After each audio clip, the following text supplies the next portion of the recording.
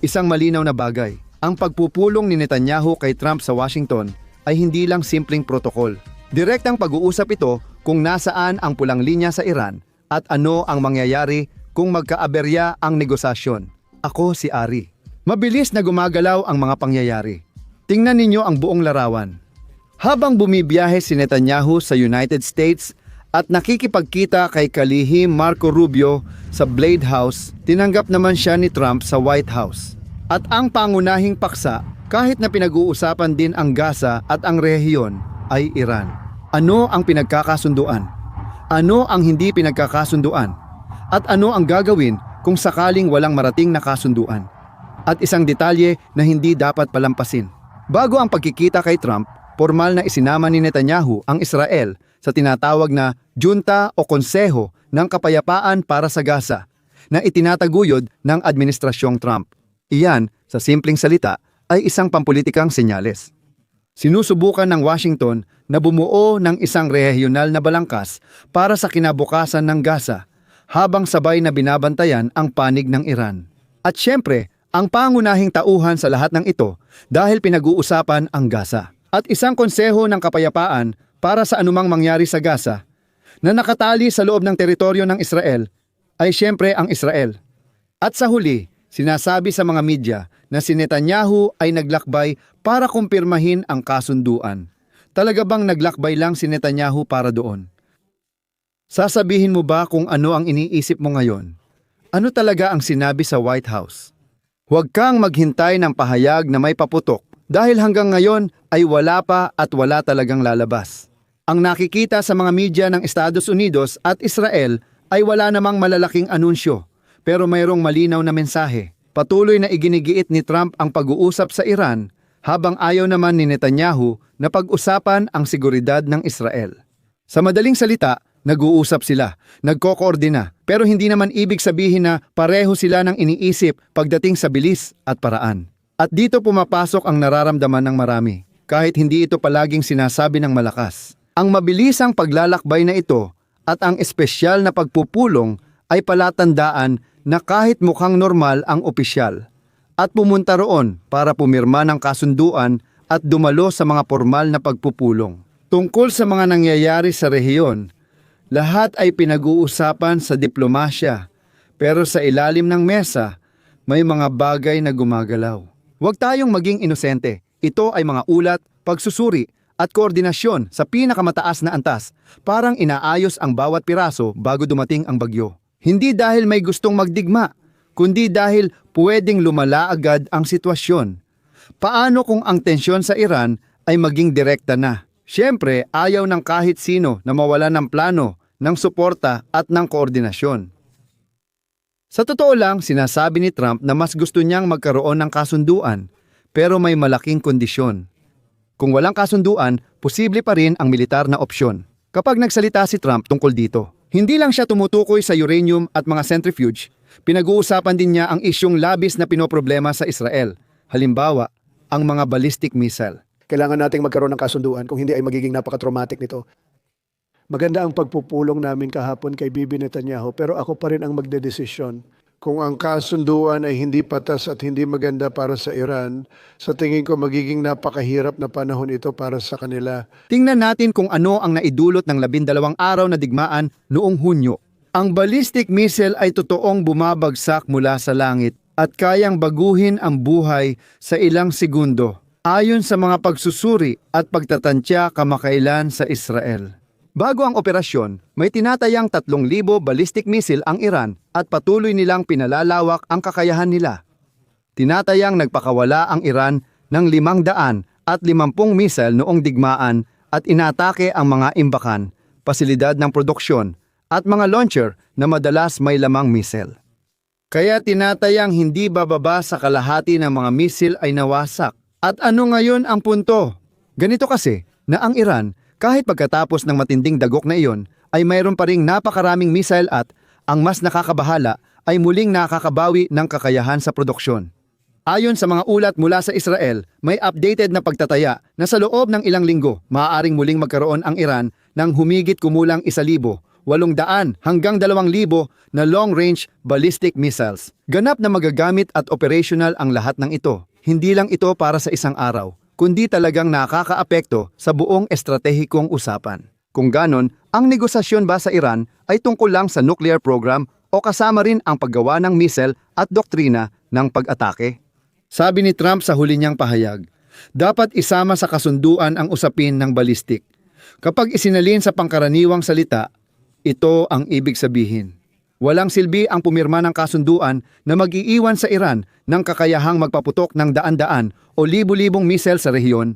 At dapat nating maging malinaw sa lahat ng ito na nakikita natin, hinding-hindi natin makikita sina Trump, Netanyahu o kahit si Khamenei ng rehimeng Iranian na lalabas sa media. Para masabi ang totoo, palaging lumalabas sila upang ideklara kung ano ang dapat ayon sa sitwasyon at sa barahang nilalaro ng bawat isa. Huwag nating kalimutan na ito ay tungkol sa isang estratehiyang geopolitikal at estratehiyang militar sa pinakamataas na antas. At bawat isa ay para sa sarili nila at sa kani-kanilang interes. Pero bago ako magsimula, gusto kong ibahagi ang kwento ng botelyang ito na labis akong namangha at dapat ninyong malaman. Ang botelyang ito ay may dalang isang hindi kapani-paniwalang kwento na ngayon lang narinig. Nasa loob nito ang lupa mula sa Temple Mount sa Jerusalem na sinagip ng mga arkeologo matapos libu-libong taon ng kasaysayan itong maitapon bilang durog na bato. Ito ang pagkakataon natin na pigilan ang kasaysayan na maglaho. Simula ng taon na may personal na koneksyon sa Jerusalem. I-click ang link sa bio or iscan ang code para sa espesyal na alok. Ngayong araw, sinabi ni Pangulong Trump sa social media na inutusan niyang maghanda ang ikalawang grupo ng aircraft carrier papunta sa rehiyon. Ito ay ang United States ship George H.W. Bush, na sasama sa grupo ng United States ship Abraham Lincoln, na kasalukuyan nang nag-ooperate dito sa rehiyon. Mahalaga ito dahil sa schedule. Hindi basta-basta ang paglipat ng aircraft carrier, hindi ito tulad ng pag-book ng Uber na agad darating. Nasa ibang bahagi pa ito ng mundo. Pinag-uusapan dito ang mga paghahanda at oras ng biyahe na nagtutulak sa anumang malaking desisyon papunta sa mga susunod na linggo o kahit hanggang sa buwan ng Marso. Kaya, sa unang tingin, maaari nating isipin na maghihintay sila hanggang dumating ang bagong aircraft carrier sa rehiyon na mangyayari sa kalagitnaan ng Marso. Kaya, may magsasabi ba na posibleng ipagpaliban ang pag-atake hanggang sa petsang iyon? Bueno, siguro oo, o siguro hindi, baka retorika lang ito. Estratehiya para paniwalain tayo doon. Ang malinaw lang, ni ikaw ni ako ay hindi natin alam ang mangyayari bukas, sa makalawa o sa susunod na linggo. Ang natitira na lang sa atin ay panoorin. Panoorin ang pag-unlad ng bawat araw at sundan ang mga hakbang ng mga pangyayari. Huwag magspekula. Sa halip unawain lang ang tunay na nangyayari. Sa lahat ng ito, masasabi rin natin na opisyal na nagpapatuloy pa rin ang diplomasya. Siyempre, pero ang lakas militar ay inihahanda na sakaling mabigo ang diplomasya. Ilagay natin sa perspektiba, kapag ang isang bansa ay nag-iipon ng barko, depensa, at kakayahan sa isang lugar, gaya ng Estados Unidos. Ginagawa nila ito sa dalawang dahilan. Una, para maiwasan ang digmaan sa pamamagitan ng pagpapakita ng lakas, ibig sabihin, paglikha ng presyon, o kaya naman ay naghahanda sila para sa digmaan kung wala nang ibang pagpipilian. O kung, sa huli, mula pa sa simula ay iyon na talaga ang mga intensyon. At kasabay nito, may impormasyon mula sa Iran na kailangan ding pagtuunan ng pansin. Sinabi ni Iran President Pezeshkian na bukas ang Iran na ipaberipika ang kanilang mga pasilidad nuklear upang patunayang hindi sila naghahangad ng sandatang nuklear. Maganda at diplomatiko pakinggan iyon. Pero ang problema, kadalasan hindi naman talaga nangyayari sa totoong buhay ang sinasabi sa talumpati. Hindi dahil sa kawalan ng tiwala sa Iran, kundi dahil ganito ang nangyayari nitong mga buwan. Dahil nabanggit din na ang mga internasyonal na inspektor ay nagkaroon ng maraming problema sa pagpasok sa ilang mga estratehikong underground na lugar na tinamaan. Sa 2025 ba? At diyan nasusubok ang kredibilidad na sa kaso ng Iran, talagang tinuring na silang parang batang pastol na sinungaling. Sa totoo lang, ang ganitong anunsyo ay kadalasang para lang makakuha ng oras, bawasan ang pressure, o paghiwa-hiwalayin ang posisyon ng mga kaalyado. Dapat nating bigyang diin matapos ang mga pahayag ni Trump. Mula sa Iran, naglabas na rin sila ng pahayag na hindi sila susuko sa kanilang atomic na pag-unlad at hindi rin sila titigil sa paggawa ng mga missile. At kung titingnan sa ganitong paraan, napakasimple, parang nagbibilang lang ng paninda sa tindahan, wala na talagang dapat pag-usapan pa rito. May kondisyon ang Estados Unidos at ayon sa Iran, hindi ito mapag-uusapan ng maayos. Dito sa Israel, ang focus ay hindi lang sa sinasabi, kundi sa kayang gawin ng Iran. At dahil dyan, gusto kong talakayin natin ngayon ang isa pang mahalagang balita, ang depensang panghimpapawid. Inanunsyo ng kagawaran ng tanggulan na natapos ng Israel ang advanced na pagsubok ng sistemang La Onda de David. Isinama ang mga natutunang aral mula sa operasyon noong digmaan. Para sa mga hindi pa malinaw, ang Israel ay may kumpletong panangga ng depensang panghimpapawid na binubuo ng iba't ibang antas. Ang Iron Dome na kilala ay para sa mga banta na may maikling abot gaya ng mula sa Gaza o Lebanon. Pagkatapos, si Alo ni David ang sumailalim sa mga pagsubok. Ito ay intermediate layer para sa mga misil, rocket na may mas malayong abot, pati banta gaya ng cruise missiles at drones. Nandyan din ang Arrow para sa malalayong ballistic missile threats at kasama na rito ang ibang teknolohiya gaya ng laser.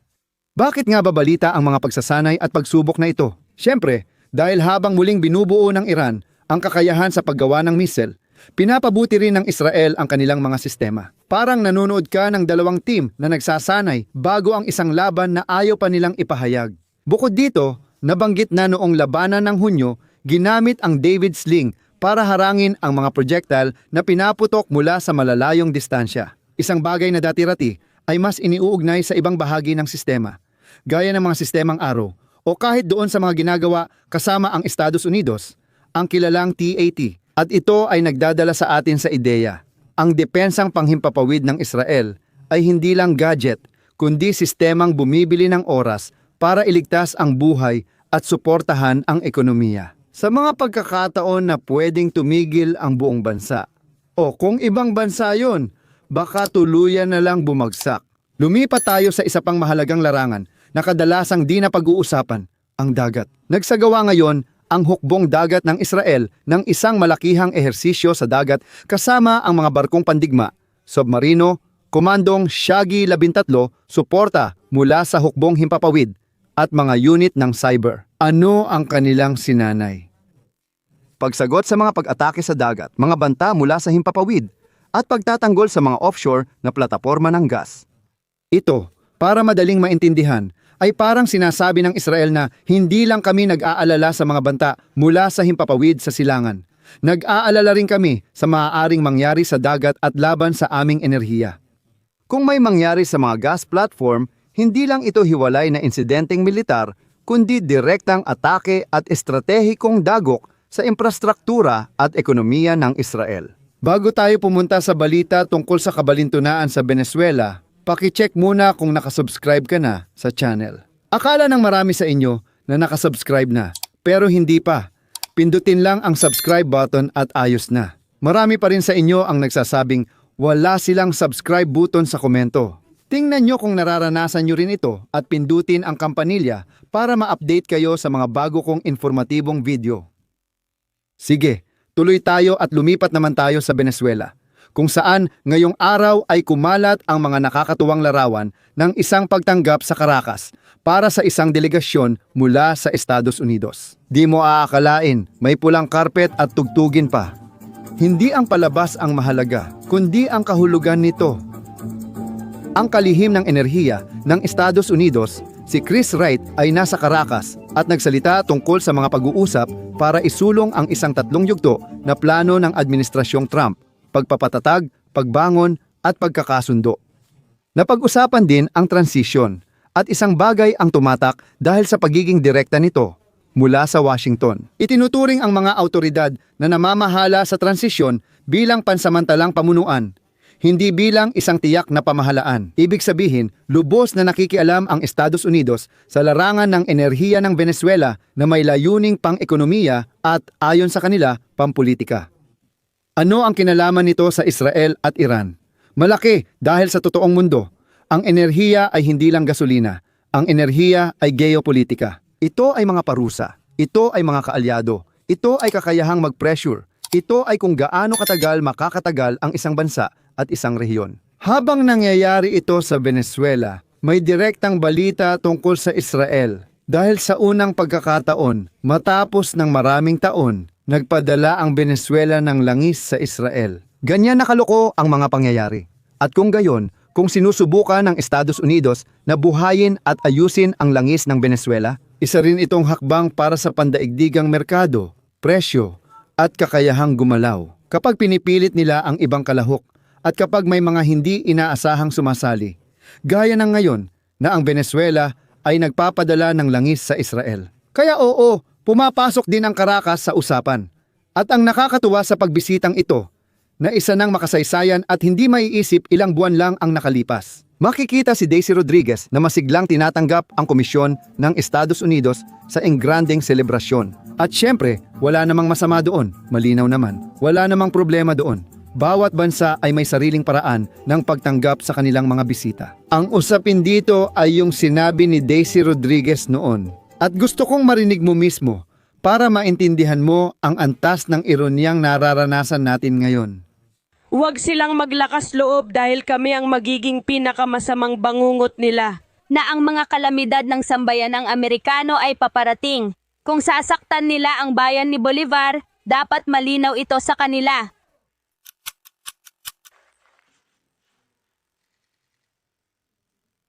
Sige, ganito ang kalagayan ngayon. Makikita ang diplomasya sa Washington, paghahanda ng militar sa dagat at himpapawid, at mga pampublikong mensaheng nais natin ng kasunduan. At sa parehong oras, may orasan na hindi tumitigil, ang orasan ng kakayahang balistiko ng Iran. Ang tanong ay hindi kung lalamig ang usapin. Ang tanong ay kung sino ang makakapagpatupad ng mga kondisyon bago magsara ang puwang para makakilos. Salamat sa pagsama sa akin hanggang dito. Kung nakatulong ang video para mas maintindihan mo ang nangyayari, mag-subscribe, i-share, at huwag kalimutang mag-like bago umalis.